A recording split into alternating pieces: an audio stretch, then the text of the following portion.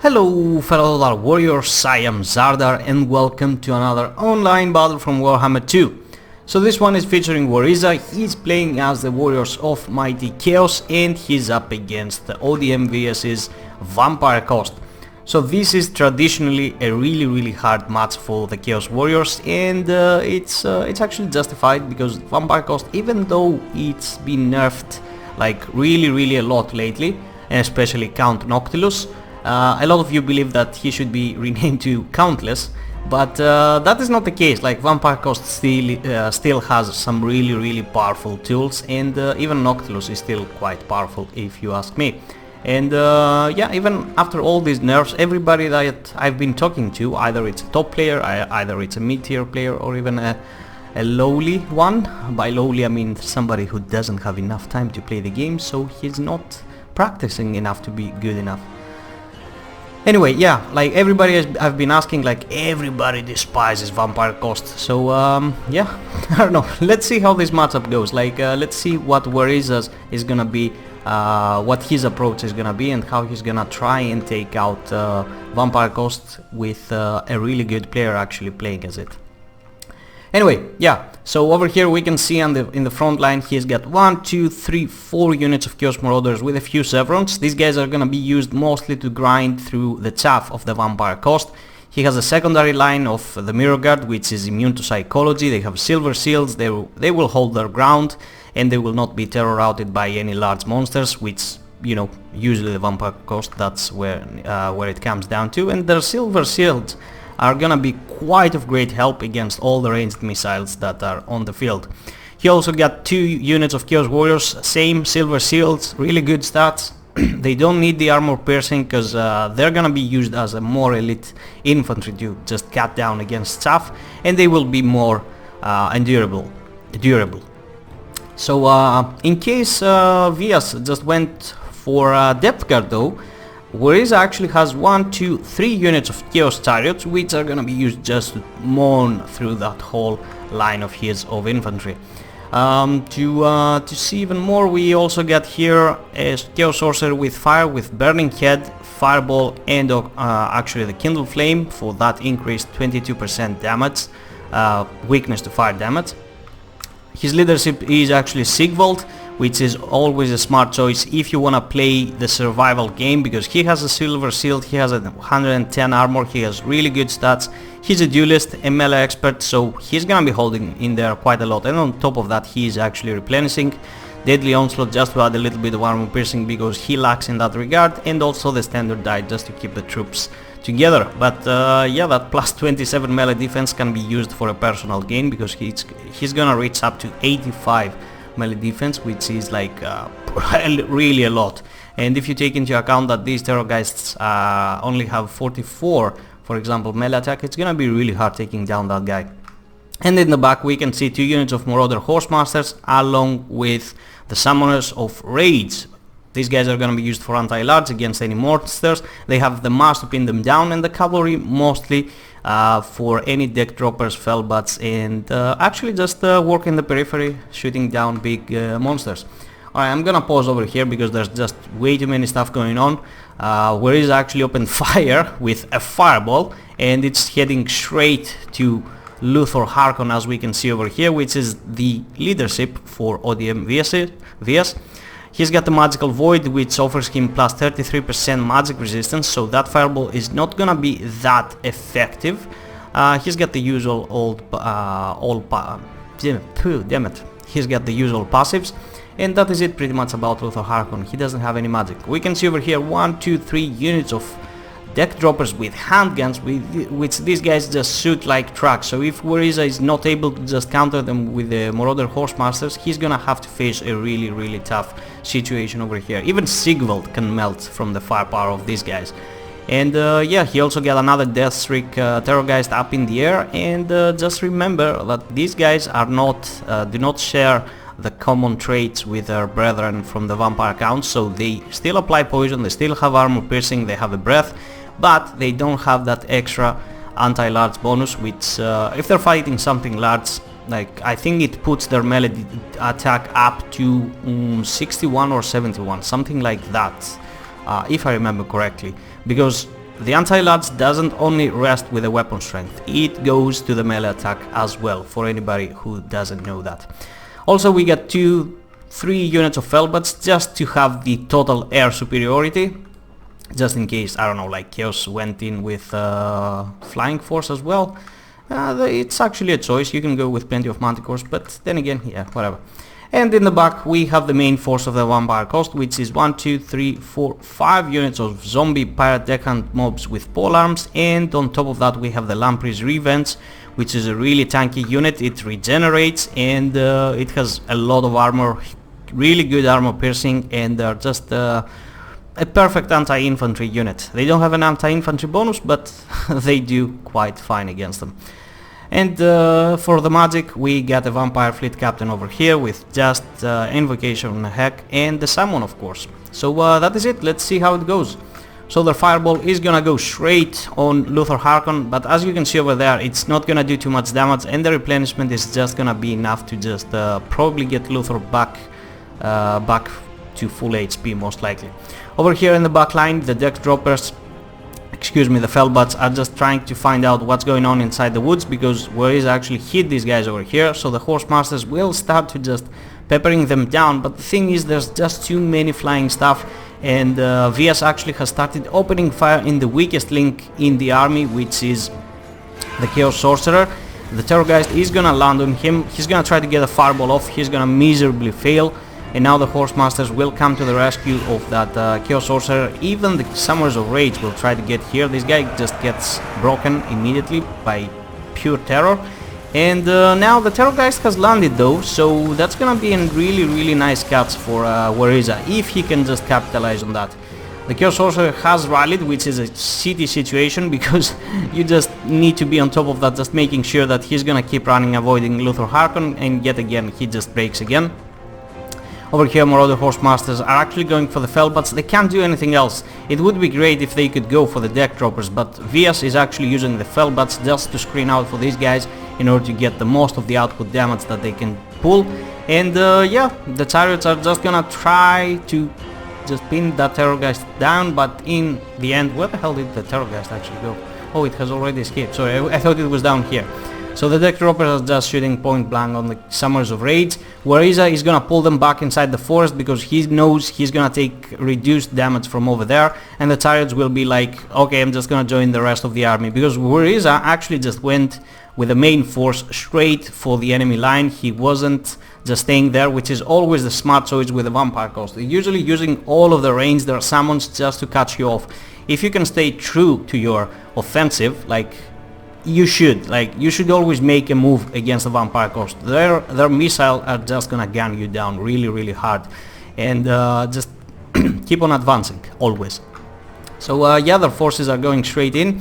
The Chariots are already just marching, and they're gonna just tear up through those polearms. They're actually gonna do really good damage with just one impact, and Weresha's micro is gonna be super effective over here, because I've already seen this battle, and trust me, his Chariot micro is just gonna be top notch. He's just gonna be running all around, just tearing through all the polearms.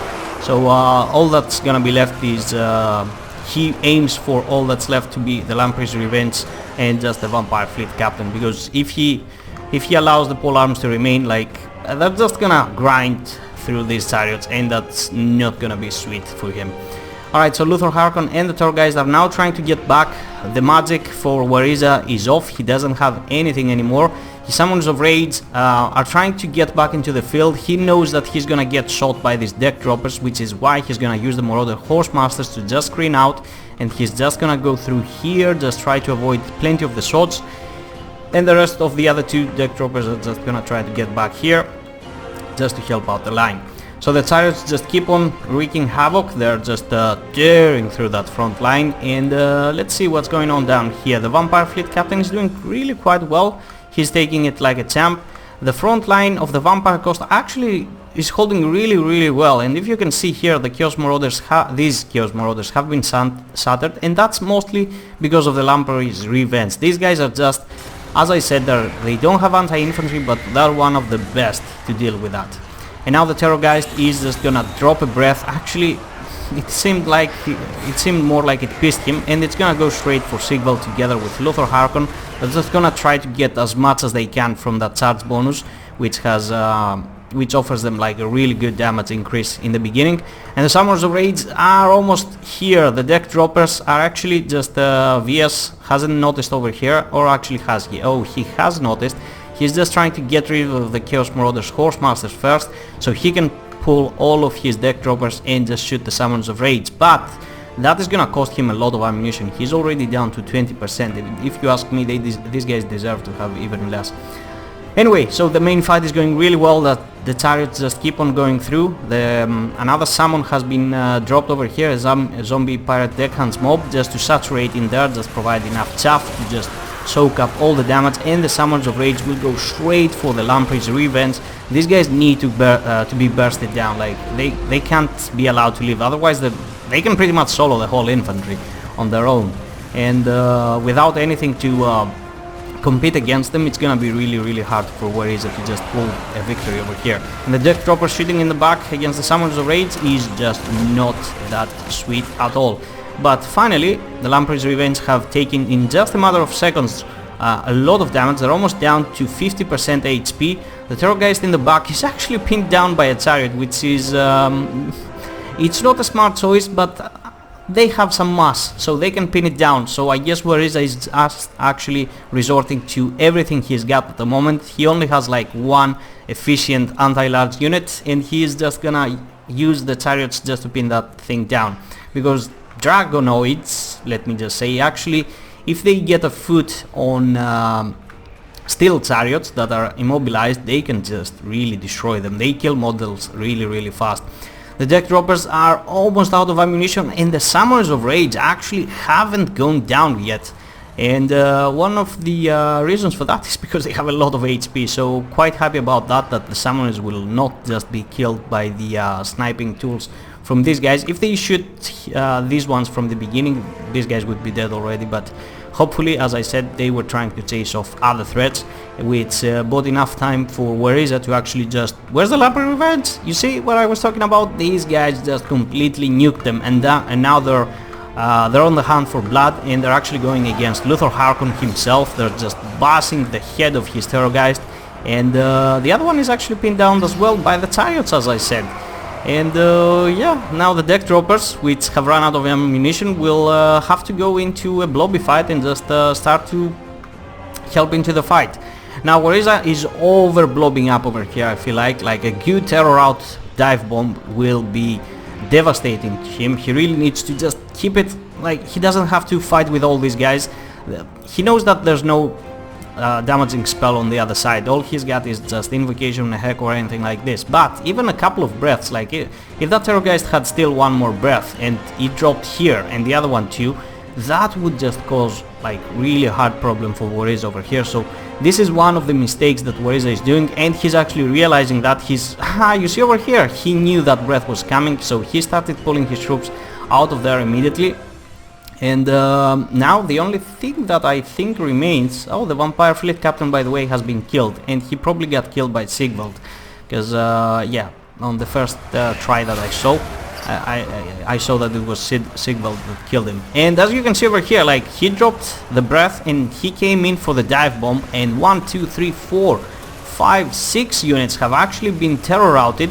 And the big problem is actually the Summons of Rage being terror routed. Like with the infantry, if it's Chaos Marauders, we're fine. Like they're gonna be coming back. It's not worth chasing them off. And yeah, you're gonna be fine. But with the Summons of Rage is a problem. But thankfully for Weresha, these guys will not be taken off the battlefield that easily. They're not gonna be scared off by a couple of Felbats with a few dead bodies that they carry. And they're gonna come back into the fight. One of the Terrorgeist is actually fighting still on the ground by that dive bomb that he tried to perform earlier. And now the Summons of Rage will try to catch him, but they're just gonna try to pull out. And the breath, another breath actually is gonna go down on the Summons of Rage. But Weresha was actually on the move, so he kinda evaded most of the projectile, let's just say. The Terrorgeist is gonna try to go straight for Sigvald. He knows if that leadership melts, he can just pretty much just cycle charge the whole army and just terror route it. All except the Mirror Guard should be susceptible to it. and now the Summoners of Rage with just 700 HP are gonna be combating Luthor Harkon together with Prince Sigvald over here, and I don't think these guys will last long enough. Yeah, they're just down to 300 HP. Actually, there's only 3 remaining, and I'm pretty sure these guys will shatter off immediately. Another chariot is broken with just 200 HP, no hope of returning. Another one over there, he had 3, where's the third one? He was probably chased off here by the Fellbats, but the thing is, he doesn't need the chariots anymore. It would be best if he still had them, but he actually doesn't need them, and the balance of power has actually started to shift in the balance in the favor of the Chaos Warriors. Ever since the ammunition on the deck droppers just got 0, the balance of power just shifted in the Chaos Warriors. Before that, it was actually in the favor of Vampire Coast, and it actually ticked back to the Vampire Coast a little bit back here after this breath that was just dropped. And yeah, Weresha, he did another mistake here. Again, he blocked up a little bit, but it is to be expected. He's actually trying to protect Prince Sigvald. Like, if he leaves him alone without any infantry backing him up, he's just gonna get sniped out. As you can see over here, like, he has his mirror guard all around him. He's got Chaos Warriors, and Viash is actually still able to just get some good shots, get good strikes onto him. Thankfully, the guy replenishes. As you can see, he already has reached his healing cap, which has started to appear over here. So he has healed quite a lot so far. He has taken quite some damage early on, but he has just healed through that. And now, like, he's starting to wear out, but he's still good to go. He's up to 80% HP. Actually, it might be even more than that. And from here on, I think it's gonna be a slugfest, because all that the ODM Viash has is actually just flying units. So yeah, he's gonna have to land. Like, he just can't do anything else. He has to stay over there, and that is gonna be it. So Weresha is just gonna take on the fight, and he's actually gonna manage to defeat the Vampire Coast in a really cool manner, if you take into account that the Chaos Sorcerer got sniped out early on, and super fast and effectively, without even delivering a good strikes against Luthor Harkon first. Only one fireball, which pretty much did nothing because of that magical resistance.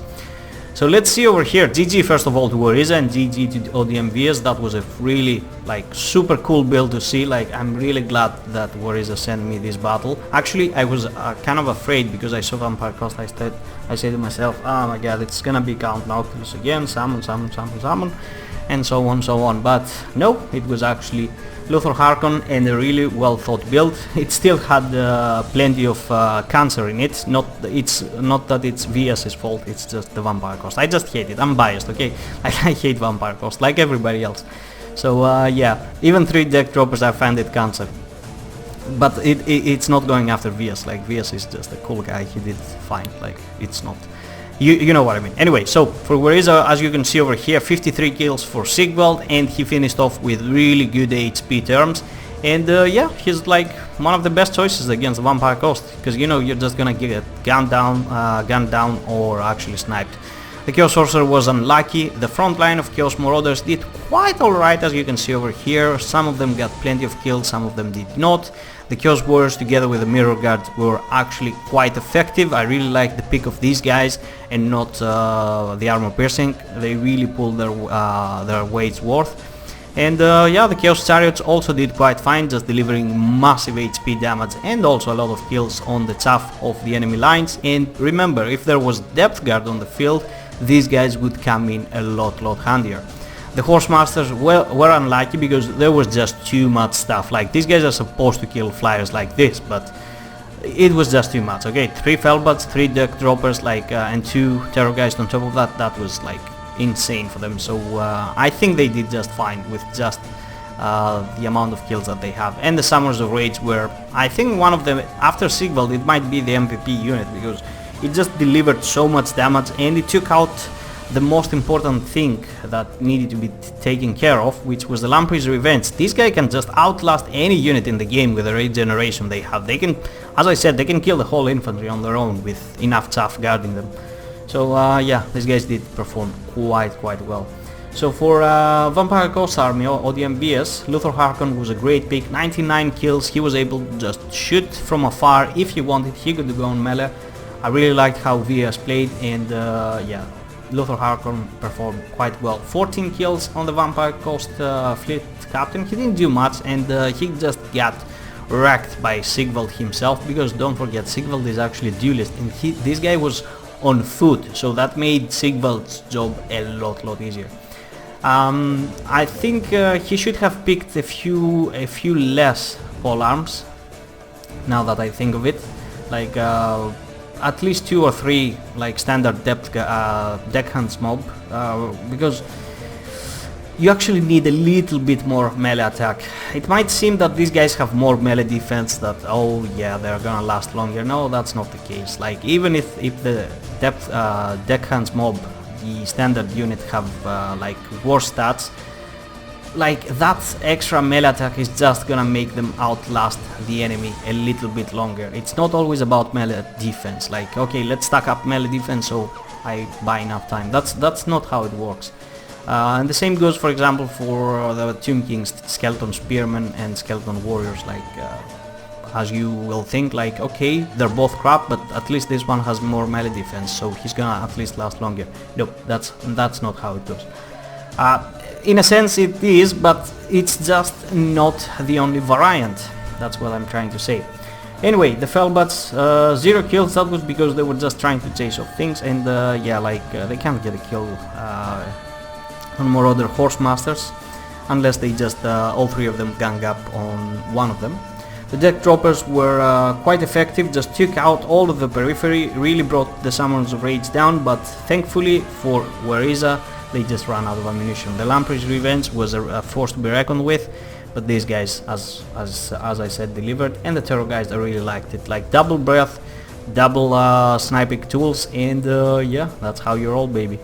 Anyway, that was it, guys. I really hope you enjoyed. Feel free to leave a like or a comment. Feel free to subscribe if you're not, and hit that notification button. And yeah, gonna be seeing you next time. Bye bye.